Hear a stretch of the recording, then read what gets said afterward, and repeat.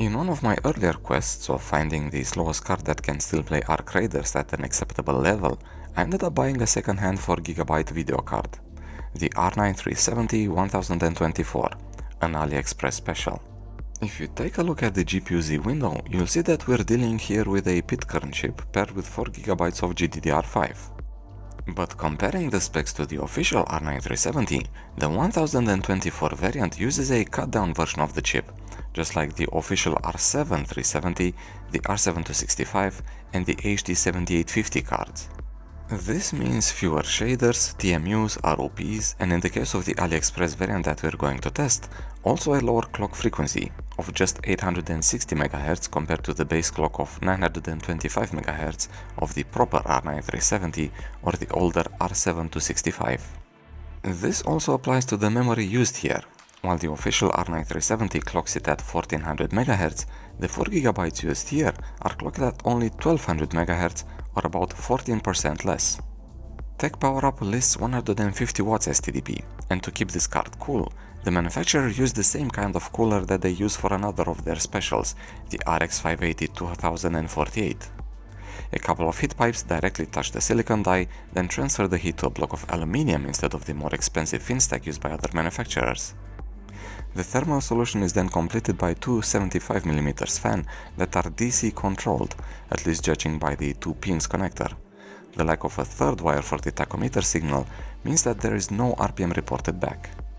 This does get the job done, as the card does not go above 67C in games for a delta over ambient of 44 degrees. However, having a chunk of aluminum instead of a fin stack makes this card a bit heavier though, at 590 grams compared to the 530 grams of the R7 265. And before we go into the gaming results section, a word about the test system. I use the same Ryzen 5 5600 power PC with 32GB of DDR4 running in dual channel at 3600 MHz. And while the GPU can overclock safely back to its original stock 925 MHz, I decided to collect all data at the frequency intended by the manufacturer of 860 MHz. Also, since the chip used here is the exact same one as the one used with the Radeon R7 265, we'll compare the AliExpress special against the Sapphire card quite frequently. Now, because this card uses a GCN1 chip that only supports DirectX feature level 11.1, not all games will run properly on this GPU. Marvel Rivals, Robocop, and Apex Legends will outright refuse to launch and complain about DirectX 12 not being supported. Doom Eternal has its own beef with GCN1 cards, where the visuals degrade the more you play the game. But as I already mentioned, Arc Raiders is playable, and is actually the reason I got this card to begin with. And if you watch the video dedicated to GCN cards running the game, then you already know that we have to run at 720 resolution and low settings. And even then, the average FPS is around 40 and the 1% lows is about 30. Fortunately, while I usually demand 60 FPS or higher for that percentile metric for online titles, this game handles fine at 30 plus FPS. I'm not going to claim that Cyberpunk 2077 is playable. Despite using 720 resolution and all settings to their lowest, but no FSR, the card averaged only 31 FPS. The 1% lows managed only 18 FPS for this R9 370. The R7 265, however, does slightly better in the same canned benchmark, 34 FPS for the average and 20 for the 1% lows.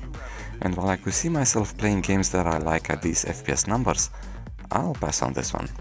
The finals will launch and run on both Pitcairn cards, but the performance is not really suited for this rather competitive online shooter.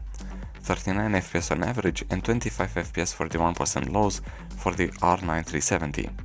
And mind you, this was at 720 resolution and low settings. The R7 265 uses its higher GPU clock to reach 43 FPS on average and 30-41% lows. Better, but still not good enough. The story kind of repeats itself with Resident Evil 4. The R9 370 fails to get the 1% lows above the 30 FPS mark, so the game experience is choppy in both test configurations listed on screen, with the 720 performance preset and FSR performance performing somewhat better, 42 FPS on average and 22 FPS for the 1% lows. Native 720 brings down the average down to 33, while the 1% lows dips under 20. I tested the R7 265 just using the native 720 configuration, and it performed identically. Fortnite is the first game where both Pitcairn cards stayed above 60 FPS. Sad, I know. I used the legacy performance mode and the R9 370 managed a good frame delivery on all three tested resolutions, with averages ranging between 85 FPS at 1080 resolution and 137 FPS at 720 resolution. The 1% low stayed above 60 FPS and reached low 90s at the lowest tested resolution. The comparison against the older R7-265 was done at 1080 resolution.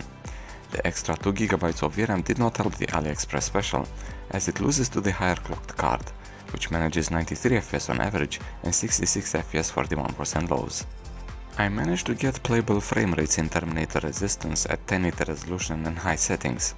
The R9 370 got 39 FPS on average and 28 FPS for the 1% lows. This is perfectly fine for this slower paced single player title.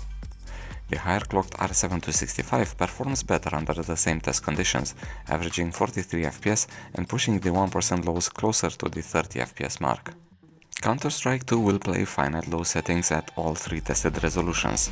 I disabled FSR and the R9 370 averaged between low 90s at 1080 resolution and almost 130 FPS at 720 resolution. The 1% low stayed above 60 FPS, reaching low 80s at the lowest resolution tested. The R7-265 performed much the same at 720 resolution, with a slightly lower average, but with a significantly improved 1% lows, at 101 FPS, compared to the 82 FPS for the R9 370. Suffice to say that both cards will play this game just fine. Far Cry 6 is one of the games that will punish a video card for not having enough VRAM.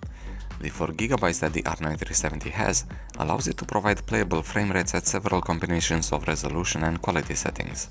1600 by 900 is the highest resolution where the card can keep the 1% lows above 30 FPS.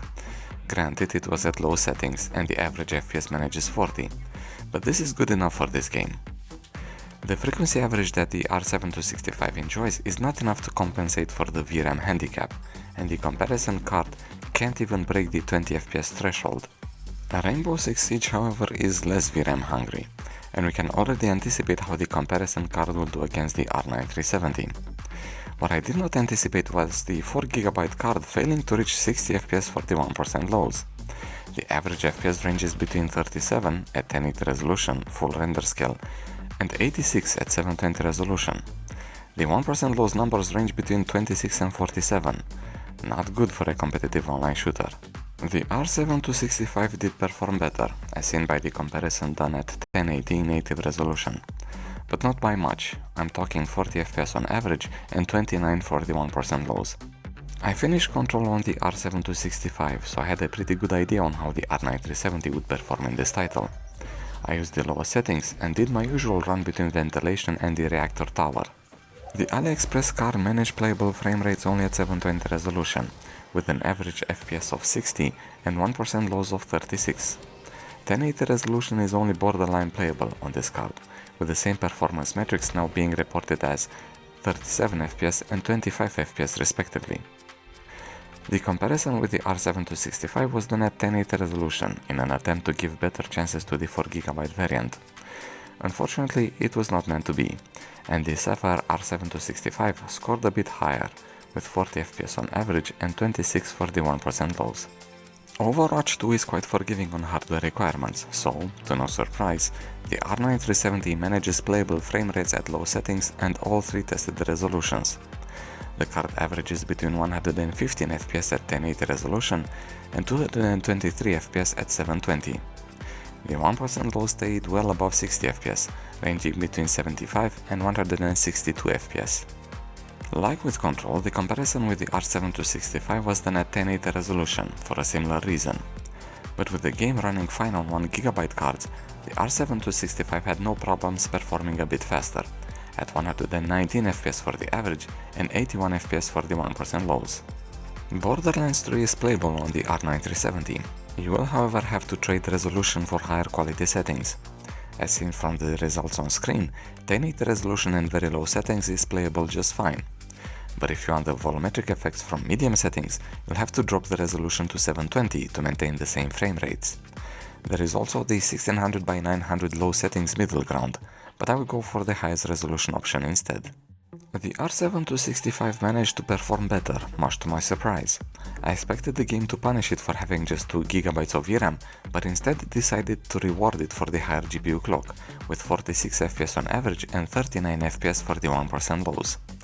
And it is this last metric that makes it more impressive. DOTA 2 runs CPU limited at 1080 resolution and low settings, so you'll get only one set of results captured with the R9 370. But the performance metrics of 167 FPS for the average and 71 FPS for the 1% lows are more relevant for the Ryzen 5 5600 than the card that is paired with. Shadow of the Tomb Raider exhibits the same behavior as Borderlands 3, where you can trade resolution for graphical quality presets. The average FPS stayed in the low to mid 40s, while the 1% lows ranged between high 20s to low 30s. This 1% lows metric alone is a good reason to go for the 1080 resolution and very low settings, if you ask me. But I did not expect the R7-265 to perform that well at 720 medium settings, 54 FPS for the average and 38 for the 1% lows. Being able to reuse old hardware long after they got labeled as obsolete is a big thing for me. So is repairing and overall keeping old PC parts running. The AliExpress R9 370 embodies all of these, and I like it for that. But despite the R9 370 having more VRAM, the R7-265 managed to consistently outperform the AliExpress special. One factor contributing to this is the advantage in core and memory frequencies that the R7-265 has over the 370. The relatively slow GPU has another side effect that comes from demanding the graphical options to be turned all the way down to achieve playable frame rates. Well, the same low settings then negate the need for the extra VRAM, the only advantage that the R9 370 has. Now, make no mistake, the R9 370 can easily overclock back to the same frequencies that the R7-265 operates at, allowing you to get FPS numbers closer to the Sapphire card. And a few games like Far Cry 6 and Arc Raiders enjoy having more VRAM, with the former crawling at 10 FPS when the amount of memory is not enough, and the latter defaulting to potato-looking models and missing textures. With 4GB of video memory, the AliExpress card could be a good option, for the right price. And herein lies the problem. A new R9 370 AliExpress special comes at prices between 60 to 100 USD, at least for my corner of the world. But the same corner of the world is also inhabited by used GTX 970s, 980s, 1060s and even 1660s that go for similar prices. Not to mention the Ethereum dust-coated RX 570s and RX 580s. So who is this GPU for? The current price point made more sense in the GPU scalper pandemics, but now it's a hard pass, even when taking into account the current trend in hardware prices. Anyway, the GPU that will start in one of the following videos will probably drive that point home, since it also uses 4GB of video memory and performs a smidge better. As for this one, we're done. Hopefully it managed to shed a bit of light on how this rather unusual card performs. Anyway, thanks for watching, I hope you liked it and I'll see you for the next one.